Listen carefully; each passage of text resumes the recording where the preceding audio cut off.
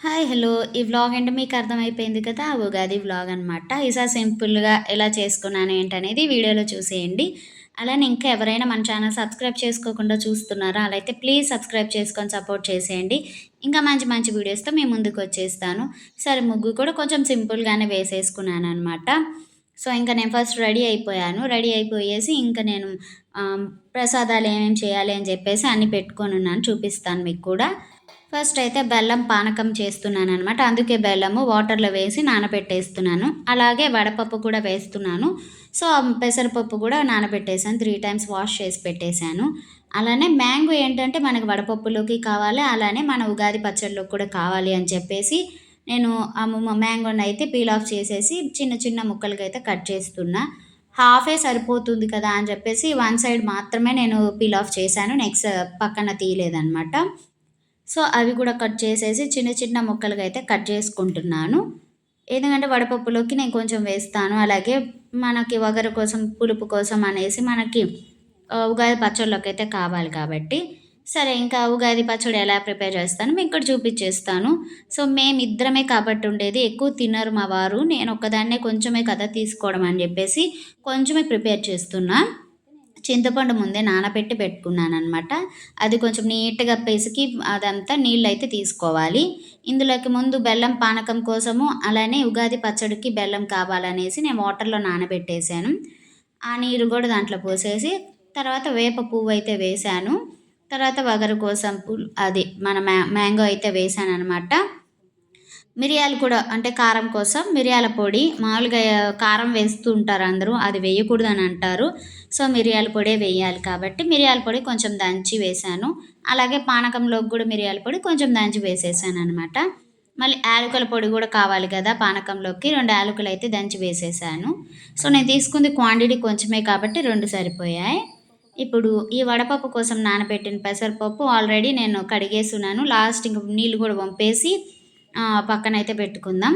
ఇంక వడపప్పు ఇవన్నీ ప్రసాదాలకైతే పెడుతూ ఉన్నాననమాట. ఎవ్రీ ఇయర్ నేను ఇలానే పెడుతూ ఉంటాను. ఎక్కువ ప్రసాదాలు నేను చెయ్యను. సో, ఇందులోకి ఉప్పు వేయడం మర్చిపోయాం కాబట్టి ఉగాది పచ్చడిలోకి 6 రుచులు ఇప్పుడు సెట్ అయిపోయింది. ఇంక ఉగాది పచ్చడి రెడీ అయిపోయింది. ఒకసారి మొత్తం నీట్‌గా మిక్స్ చేసుకుందాం. అందరికీ తెలిసిందే షడ్‌రుచులతో చేసుకునే మన ఉగాది పచ్చడి అనమాట. తీపి, పులుపు, ఉప్పు, కారం, వగరు, చేదు ఇలానే మన జీవితంలో సుఖం, దుఃఖం, ఆనందం, సంతోషం, కష్టాలు ఇట్లా ఆవేశాలు ఇవన్నీ కలిపిన ఉగాది పచ్చడి అనమాట. మన జీవితంలాగే ఈ 6 రుచులు కలిగిన 6 మన జీవితంలో కూడా ఉంటాయి కాబట్టి ఎవ్రీ ఇయర్ చేసుకున్నప్పుడు కొంచెం ఖచ్చితంగా తీసుకుంటే అసలు తినని వాళ్ళు చాలామందున్నారు. తీసుకోవడం మర్చిపోకండి. అలానే పెసరపప్పులోకి కొంచెం ఉప్పు వేశాను. అలానే మ్యాంగో పీసెస్ కూడా వేసుకున్నాననమాట. ఇంకా వడపప్పుని కొంచెం ఆ ఉప్పు వేసాం కదా! కొంచెం నీట్‌గా మిక్స్ చేసుకుంటే బాగా ఉప్పు గూడా కలుస్తుంది.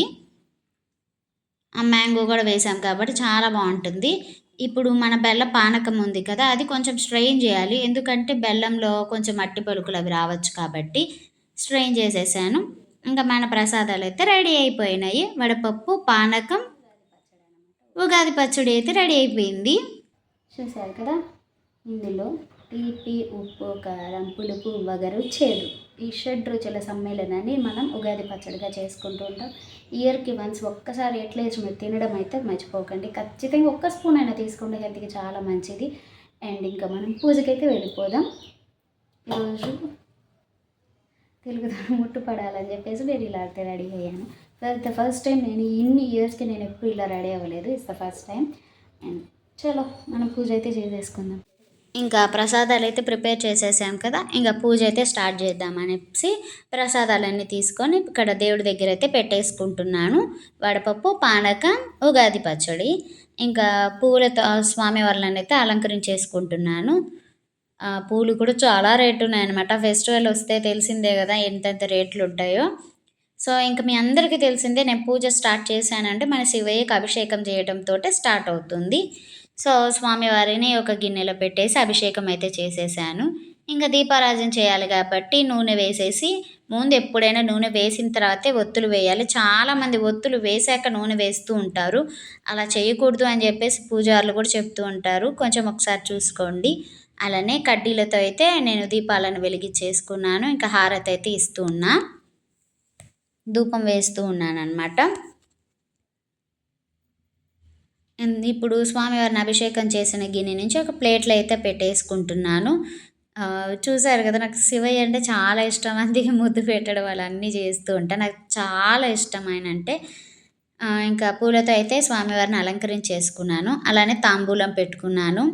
ఇంకా టెంకాయ కొట్టాలి. ఇది నాకైతే పెద్ద టాస్కే. మా వారు ఉంటారేమో ఆయన చేత కొట్టిద్దాం అనుకున్నా. సో, ఆయనకి ఆఫీస్ ఉంది.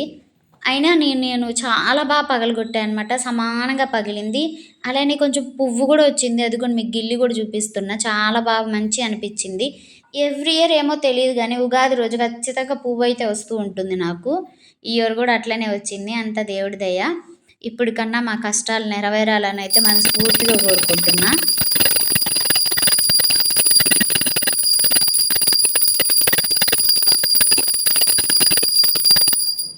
ఇంకా హారతి అయితే ఇవ్వడం అయిపోయింది. మీకు కూడా హారతి ఇచ్చేస్తాను తీసుకోండి.